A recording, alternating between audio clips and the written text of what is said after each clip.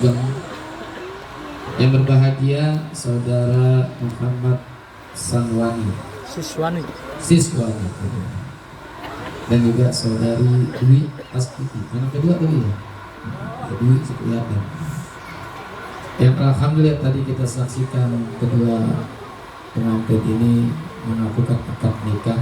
Alhamdulillah berjalan dengan lancar.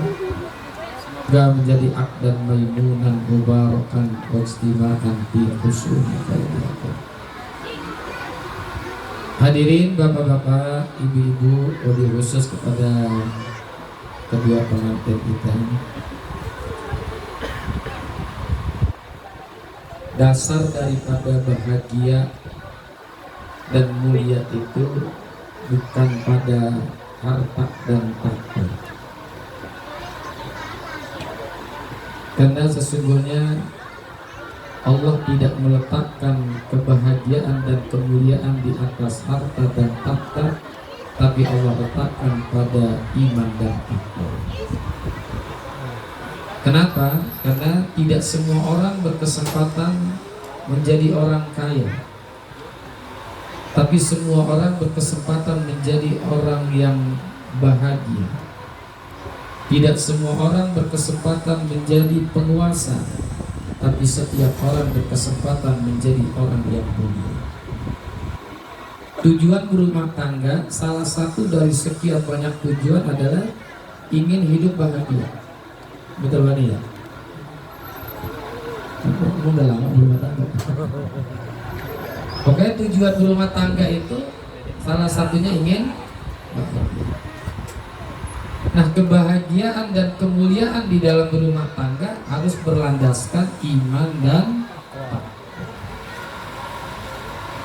Yang kedua, kalau berumah tangga itu pengen bahagia, pengen mulia, punya keturunan baik, dikasih rezeki yang bagus, syaratnya kata guru saya itu cuma 3. Kenapa ini mesti disampaikan? Karena berumah tangga ini gampang-gampang susah, susah gampang. Jadi berumah tangga ini Dwi dan Wani ini gampang-gampang susah, susah gampang. Dibilang gampang banyak yang gagal. Dibilang susah alhamdulillah banyak juga yang sukses. Bukan karena kaya, bukan karena cakep, bukan karena ganteng, tapi syarat berumah tangga ini yang pertama, Dwi dan Wani ini harus sama-sama manusia.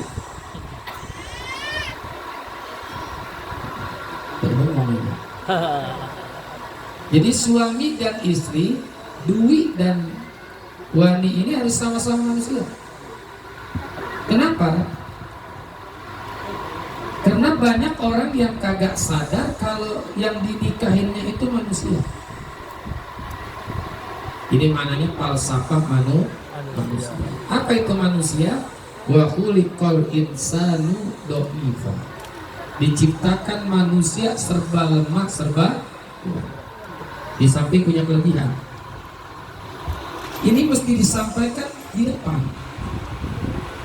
Karena biasanya yang namanya pengantin itu pengantin baru, yang namanya kekurangan nggak kelihatan, yang kelihatan hanya kelebihan terus.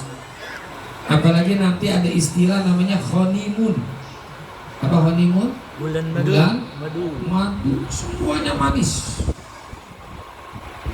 Wani dipanggil oleh Dwi AA, Dwi dipanggil Wani, kata Dwi, Ii pengen minum UU, habis minum UU anterin saling puja, saling puji, bahkan ngomongnya ngaco. Orang kalau lagi pacaran kan ngomongnya ngaco. Lautan kan ku seberangi, gunung kan ku daki. Sok banget, lautan mau diseberangi, nyebur ke empang yang bisa berenang. Gunung kan kudaki, naik pohonannya jatuh melulu. Cuma kalau lagi pacaran, baru-baru nikah, itu omongannya kadang-kadang suka ngaco. Bintang di langit akan kuserahkan pada dirimu. Masya Allah. Aduh.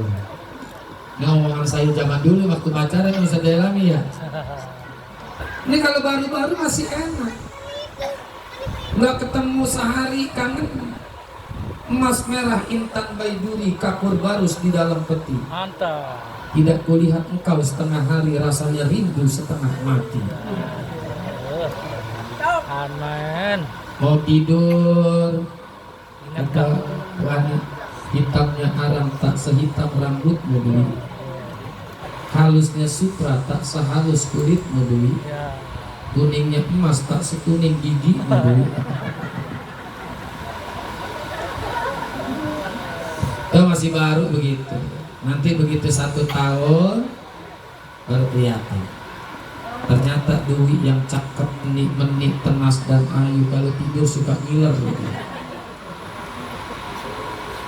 Wani yang ganteng kayak gini kalau tidur suka. Itu artinya kita lihat dulu kekurangan-kekurangannya. Karena biasanya semua orang, siapapun orang, nggak laki, nggak perempuan, kalau nerima kelebihan mau. Siapa orang yang nggak mau punya suami udah ganteng kaya? Siapa yang nggak mau suami punya? Mau. Siapa juga yang nggak mau punya istri udah cakep, tenas dan ayu? Siapa yang nggak mau? Semua orang mau. Tapi biasanya orang nggak siap menerima kekurangan. Maka lihat dulu kekurangan. Nanti begitu sudah menikah lama, ngelihat kekurangan nggak kaget. Misalnya salah satu nih kekurangan atau kelebihan, suka bingung juga nih. Kalau perempuan itu dandannya lama, benar ya? Dandannya lama. Kalau laki-laki kan simpel, mau berangkat kondangan, nggak lama. Mancingin baju sambil lari dia, nyisir pakai jari aja beres sudah.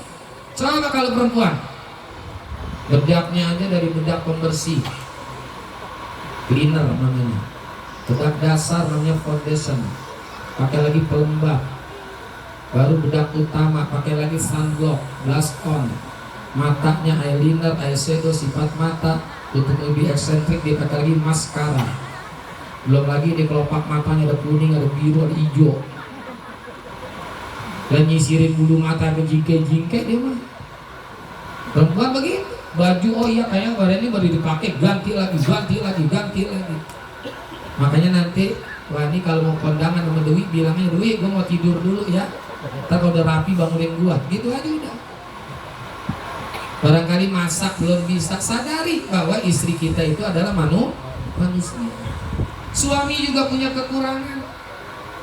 Tuh, pertama, sadari bahwa pasangan hidup kita adalah manusia.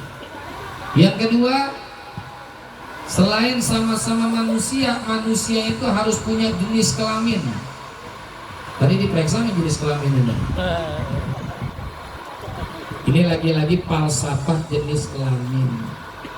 Kita harus banyak-banyak bercermin. Oh, saya ini lanang, kerjaan saya ini. Saya ini wadon, kerjaan saya ini. Jadi jangan terjadi overlapping, tumpang tindih. Kerjaan suami dilakukan oleh istri, kerjaan istri dilakukan oleh suami. Jadi masing-masing harus tahu hak dan kewajibannya. Dan kita di dalam hidup ini, khususnya dalam berumah tangga, jangan selalu menuntut hak, tapi kita harus mendahulukan kewajiban kita. Kan ayatnya jelas, iyyaka na'budu wa iyyaka nasta'in. Laksanakan ibadah, baru nanti minta. Laksanakan kewajiban, nanti hak akan datang sendiri. Jangan hak mulu, kewajiban gak dikerjain. Nih buat bapak-bapak nih, kita nih laki-laki, jangan nyuruh istri kita supaya dandan cakep. Jangan, kasih aja duit 20 juta kan udah cakep. Betul nggak Bu? Nyuruh doang, beliin bedak kagak. Pengen makan enak, kasih duit agak. Apalagi sekarang apa aja udah naik. Jadi lakukan kewajiban, nanti hak akan datang sendiri. Kita ini seorang suami, kita ini seorang istri harus tahu haknya masing-masing dan kewajibannya lebih dahulu. Yang ketiga, saya cepetin dulu di 10 ini. Saya lihat tadi gelisah aja di si wangi.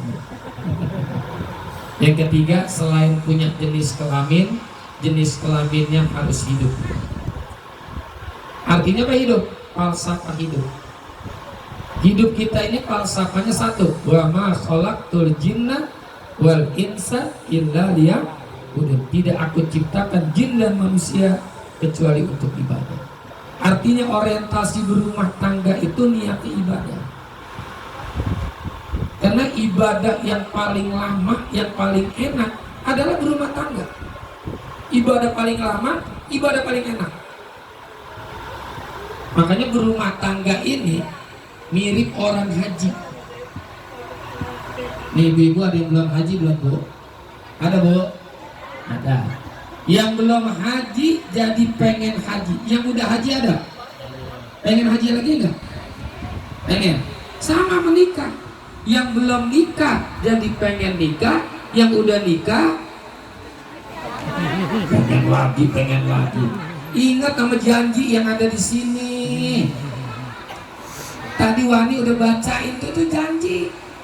Nikah lagi. Jadi ingat dengan janji ini. Makanya sering-sering hadir acara pernikahan biar kita ingat janji-janji yang ada di buku ini. Falsafah hidup kita untuk ibadah. Karena apapun yang dilakukan oleh suami, apapun yang dilakukan oleh istri, kalau orientasinya untuk ibadah akan ada nilai. Semua apapun yang dilakukan oleh istri, yang dilakukan oleh suami, ada nilai-nilai ibadah. Kalau masih pacaran saling memandang, dosa nggak? Dosa nggak? Pegang-pegangan dosa nggak? Oh, kalau sudah menikah mah pegang-pegangan itu ada pahala. Bahkan ada hadis Rasulullah, apabila ada seorang suami meremas tangan istrinya, maka di saat suami meremas tangan istri, Allah turunkan 20 rahmat. Itu baru meremas tangan tuh. Termasuk juga mandinya. Nah ini mandi nih. Mandinya disebut mandi apa?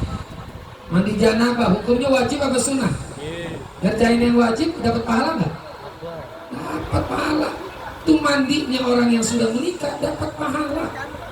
Coba jomblo tiap pagi mandi basah. Kan kita tanya, lo ngapa mandi mulu? Mimpi Ustaz. Maka tiap hari mimpi. Tapi sudah berumah tangga, mandinya ada nilai ibadah. Bahkan ada kerjaan-kerjaan yang bisa menggugurkan dosa. Salah satunya, apabila ada seorang istri mencuci pakaian suaminya, dari satu pakaian yang dicuci oleh istrinya itu, maka akan menggugurkan dosa si istri. Maka kalau kita tahu istri kita banyak dosa, kasih cucian biar banyak, biar gugur semua pak dosanya. Jadi niatnya nih Wani Dwi, niatnya untuk mencari keridhaan Allah. Berangkat kerjanya ada nilai ibadah, capeknya ada nilai ibadah, bahkan bisa menggugurkan dosa. Semuanya apapun yang dilakukan, karena ini melakukan yang halal. Kalau melakukan yang halal itu tenang. Makanya nikah itu tujuannya apa? Litas kunu ilayah, untuk membawa ketenangan. Kalau sudah menikah mah tenang. Tadi saya lihat sewaktu sebelum menikah, istrinya belum ada nih si Wani, bisa kelinguk. Sudah menikah cakep, duduk tuh bersebelahan senyum dua-duanya, betul nggak? Karena sudah nikah. Jujur, kalau orang belum nikah nggak tenang. Coba kalau ada orang belum nikah di kamar berdua, orang pada curiga nggak? Nah, ngapain ini? Tapi kalau sudah menikah di kamar berdua, komentar orang apa? Mantep kayaknya. Kalau belum nikah hamil, orang curiga nggak? Nah, apa nih hamil belum nikah kok hamil ini? Tapi kalau sudah menikah hamil, komentar orang positif. Kokcer juga nih bocah. Tuh. Jadi melakukan hal yang halal ini membawa ketenangan. Paham? Udah paham? Terima kasih. Mohon maaf. Wassalamualaikum warahmatullahi wabarakatuh.